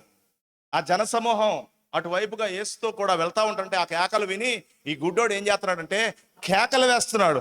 ఏమని కేకలు వేస్తున్నాడు? ఒరే అక్రంగా పుట్టినోడా, ఒరే దయ్యం పెట్టినోడా అని అంటున్నాడా? చెప్పరేంటి? దావీదు కుమారుడా నన్ను కరుణించయ్యా. ఎవరాయనా? ఎవరాయనా? ఆ సంగతి ఎవరికి అర్థమైంది? అరే అది కళ్ళే లేవుగా. మనోనేత్రాలు వెలిగించబడ్డ ఈ మార్గం గుండా వెళుతున్నవాడు ఎవరో. ఆ కాలంలో మేధావులు ఉన్నారు, పండితులు ఉన్నారు, అవునా కాదా? పరిసయ్యులు, శాస్త్రులు, సద్దుకాయులు ఉన్నారా లేదా? వీళ్ళకి ఎవరైనా అర్థం చేసుకున్నారు ఆయన్ని? అందరు ఆయనకు పెట్టిన బిరుదులు చెప్పండి. ఇయే దయ్యం పెట్టినోడా, మాంత్రికుడా, బెల్జెబూబా, అక్రమం పుట్టినోడా, ఈ పేర్లు ఆయనకు పెడితే ఇప్పుడు ఈ గుడ్డోడు ఏం పేరు పెట్టాడు? ఎలా పిలుస్తున్నాడు చెప్పండి గట్టిగా. వాళ్ళ కళ్ళే లేవుగా. హల్లెలూయా. మనకు కళ్ళు ఉన్నాయి, కళ్ళు లేని వాళ్ళకి కళ్ళు ఇస్తున్నాడు ఆయన. ఇప్పుడు ఆ మనోనేత్రాలు వెలిగించబడినందున ఇప్పుడు ఆయన ఎవరో ఆయనకు అర్థమైంది. ఆయనను గురించిన మహిమ, సువార్త ప్రకాశమానం ఆయన ప్రకాశించబడింది. అందుకని ఇప్పుడు కేకలు వేస్తున్నాడు. ఏమని? దావీదు కుమారుడా నన్ను కరుణించయ్యా. ఏం చేయమంటావురా? నా గుడ్డితనం తీసేయ్యా. ఏం చేస్తాడు ఇప్పుడు ఆయన? ఏం చేయగలడు? ఏం చేయగలడు? గుడ్డి వానికి కన్నులు ఇవ్వగలడు. ఈరోజు ఆ సంగతి ఆయనకు అర్థమైంది. అంత మహిమ కలిగినోడు ఆయన, అంత మహిమ కలిగిన వాడన్న సంగతి గుడ్డోడికి అర్థమైంది. కానీ ఈరోజు మనకు అర్థం కావాలి, పాపము చేసి ఏ మహిమను పోగొట్టుకున్నామో ఇప్పుడు ఆ మహిమను అనుగ్రహించేవాడే యేసుక్రీస్తు అని. ఇప్పుడు ఆయనను నీ జీవితంలో కలిగి ఉంటే ఏం జరుగుతుందో తెలుసా? ఈ దినములలో ఒక దినమున రెప్పపాటులో ఈ మంటి దేహము మహిమకు మార్చబడుతుంది. కంటి చూపు రావటం కాదు. ఒక్కసారి నువ్వు చూపు పొందిన తర్వాత ఈ దేహంలో ఉన్నప్పుడు మరలా గుడ్డోడు అవే ఛాన్స్ ఉందా లేదా? చెప్పండి. మళ్ళా కనుచూపు తగ్గే ఛాన్స్ ఉందా లేదా? కానీ ఇప్పుడు దేవుడు నిన్ను ఏం చేస్తున్నాడు తెలుసా? పాపం చేసి ఏ మహిమను పోగొట్టుకున్నావో, ఏ స్థితిని పోగొట్టుకున్నావో, ఇప్పుడు తిరిగి మరలా దేవుడు ఆ స్థానంలోనికి నేను తీసుకెళ్తున్నాడు. అంటే ఇక మరి అన్నడు కూడా నీ చూపు సన్నగిల్లే ప్రసక్తే లేదు. నల్ల వెంట్రుకలు ఒక రోజుకి ఏమవుతున్నాయి? అవుతాయా? కానీ అక్కడ చర్మం ఒక రోజుకి ఏమవుతుంది? వన్నె తగ్గుతుందా? వాడ బారిపోతుందా? కానీ అక్కడేం జరుగుతుంది అంటే ఇప్పుడు ఆయన ఏం చేయబోతున్నాడు? రెప్పపాటులో నీ దేహాన్ని ఏం చేయబోతున్నాడు? ఏం చేయబోతున్నాడు? చెప్పాలి గట్టిగా. మార్చబోతున్నాడు. ఇప్పుడు నీ పిలిపేంటి? నీ పిలిపేంటి అని అడుగుతున్నా. పాపం చేసి ఇన్ని అనర్థాలన్నీ కూడబెట్టుకుంటే వాటి వెలంతా చెల్లించి నిన్ను మహిమకు మారుస్తాను రారా అని పిలుస్తుంటే విడిచిపెట్టి రావడానికి నీ పిలిపేంటో నీకు అర్థం కాక నువ్వేం చేస్తున్నావు? ఇంకా ఈ లోకంలోనే బతుకుతున్నావు. లోకంలో బతికితే నువ్వు ఎక్కడికి వెళ్తావు తెలుసా? నాశనానికి వెళ్తావు, తీర్పుకి వెళ్తావు, దేవుని కోపాగ్నిని అనుభవించడానికి వెళతావు. కానీ ఆయన పిలుపును స్వీకరించి వస్తే పిలుపుకు తగిన బహుమానాన్ని నువ్వు పొందుకుంటావు. ఈరోజు మన పిలుపేంటో మీకు అని అర్థమైందా? అర్థం కాలేదా? ఇక్కడి నుంచి మీరు బతకండి. ఎట్ట బతుకుతారు? ఆడికి పిలుపు అర్థం కాకపోయినా, ఎందుకు పిలిచాడో కూడా తెలవకపోయినా పని మానేశాడు, డబ్బులు జేబులో పెట్టుకున్నాడు, నోటు రాసి అసలు ఆనందంగా మళ్ళీ ఎట్ట వెళ్ళిపోయాడు? ఏడుతో వెళ్ళాడా? ఉసూరు మియా మొహం వేసుకొని వెళ్ళాడా? జిడ్డుగారుతున్న మొహంతో వెళ్ళాడా? అసలు ఎంత ఉత్సాహంగా వెళ్తున్నాడు. ఆడలేదు కాక ఇంకోండి రారా, అరే నా దగ్గర ఖర్చులకు డబ్బులు నీకెందుకు, నేను పెట్టుకుంటారా, 5,000 రూపాయలు నోటు రాశారా అన్నాడు అక్కడ. అవునా కాదా? ఇక్కడ ఉన్నాను పిలిచావట నువ్వు. నీ పిలిపేంటో నీకు తెలిస్తేనేగా. చెప్పరంటే పక్కన ఆమెను పిలిచావా? వెనకాల ఆమెను పిలిచావా? ముందామని పిలిచావా? మీ వదిలికి చెప్పావా? మీ ఆడబిడ్డకి చెప్పావా? చెప్పండి. ఆంధ్రయ్య ఆ పిలిపేంటో తెలిసినప్పుడు రా, నేను నీకు మెస్సైన పరిచయం చేస్తారా, వచ్చి చూడు, ఆయన అంత మహిమ గలవాడు, వచ్చి చూడు, ఏం చేయగలడు, వచ్చి చూడు. ఆంధ్రయ్య తన సహోదరుడైన పేతురుని యేసు దగ్గరికి ఏం చేశాడు? నడిపించాడు. ఈరోజు నువ్వు కూడా ఈ లోకం వ్యర్థమైన పిలుపులు పొందుకొని వెళ్తా ఉంటే ఈరోజు నిజమైన దేవుడు నిజమైన పిలుపుతో పాపం చేసి పోగొట్టుకున్న మహిమను అవునా తిరిగి నీకు అనుగ్రహించడానికి, నిశ్చలమైన రాజ్యాన్ని నీకు నాకు అనుగ్రహించడానికి దేవుడు నిన్ను నన్ను ఏం చేస్తున్నాడు? అంతేగాని ఎక్కడ చూసినా లోకం నీలో కనపడొచ్చా? చెప్పాలి. మతాన్నే వదులుకొని వచ్చాడు పౌలు, పారంపర్య ఆచారాన్ని వదులుకొని వచ్చాడా? ఘనతల్ని వదులుకొని వచ్చాడు. ఎందుకంటే తన పిలుపేంటో తనకు అర్థమైంది. 12 అరకల వ్యవసాయాన్ని వదులుకొని వచ్చాడు. తన పిలుపేంటో తనకు అర్థమైంది. చేపలు పట్టే పేతురు చేపల వృత్తినే వదులుకొని వచ్చాడు. తన పిలుపేంటో తనకు అర్థమైంది. హల్లెలూయా. ఈ చివరి కాలంలో వధువు చెప్పండి లోకాన్ని విడిచిపెట్టి వచ్చిద్దా? లోకాశల్ని విడిచిపెట్టి వచ్చిద్దా? మత క్రమాలని వదిలిపెట్టి వచ్చిద్దా? చెప్పాలి గట్టిగా. ఎందుకంటే దేవుడు తన వధువును తన రాజ్యములో రాణిగా తన సింహాసనమందు కూర్చుండబెట్టుకోవడానికి ఈ మంటిని మహిమకు మార్చి పిలుస్తున్నాడు ఆయన. ఎంత గొప్ప ఉన్నతమైన పిలుపు. ఇంకా ఎవరైనా మారు మనసు పొందనోళ్ళు ఉంటే అర్జెంటుగా మారు మనసు పొందండి. ఎందుకంటే ఇక అన్యజనుల కాలం కూడా ఏమైపోతుంది? క్లోజ్. దేవుడు ఈ ద్వారాన్ని ముయ్యకానక మునిపే నీ పిలుపేంటో తెలుసుకొని పిలుపు తగినట్లుగా నడుచుకో.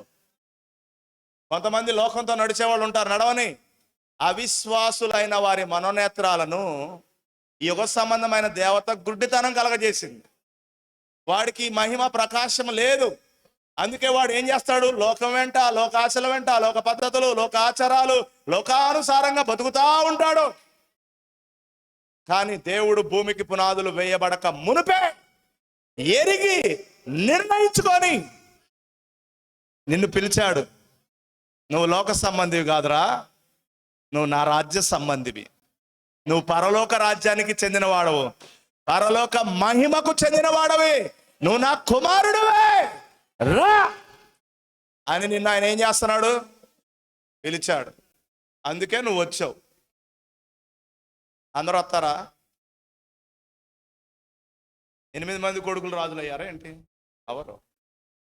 ఏర్పరచుకున్నవాడే. ఇప్పుడు దేవుడు తన రాజ్యానికి రాణిగా ఉండడానికి ఏ వధువునైతే ఏర్పరచుకున్నాడో ఆ వధువు ఈ పిలుపుని స్వీకరించి లోకంలో నుంచి బయటకు వస్తుంది, లోక క్రమాల్లో నుంచి బయటకు వస్తుంది, మత కార్యక్రమాల్లో నుంచి బయటకు వస్తుంది, అన్నిట్లో నుంచి బయటకు వచ్చి ఇప్పుడు తన రాజ్యంలో తన మహిమకు. అందుకని గడే వర్తమానం ఏంటో చెప్తుంది తెలుసా? ఆ రాజ్యంలో నువ్వు రాణివని, 1000 ఏళ్ళు నువ్వు పరిపాలించబోతున్నావని, అవునా కాదా? ఆ రాజు పక్కన నువ్వు కూర్చోబోతున్నావని, ఈ లోకానికి తీర్పు రాబోతుందని, ఆ తీర్పు చూడకోకుండా దేవుడు నిన్ను మర్త్యత నుండి అమర్త్యతకు మార్చి అంతఃపురంలో నీకు దాయబోతున్నాడని, నీకు ఎలాంటి మహిమ ఇవ్వబోతున్నాడో అదంతా కూడా దేవుడు నీకేం చేస్తున్నాడంటే వెల్లడి చేస్తున్నాడు. అది నీకేమవుతుందంటే ప్రకాశమానం అవుతుంది. అందుకని ఆ పిలుపుకు తగినట్లుగా నువ్వేం చేస్తున్నావు?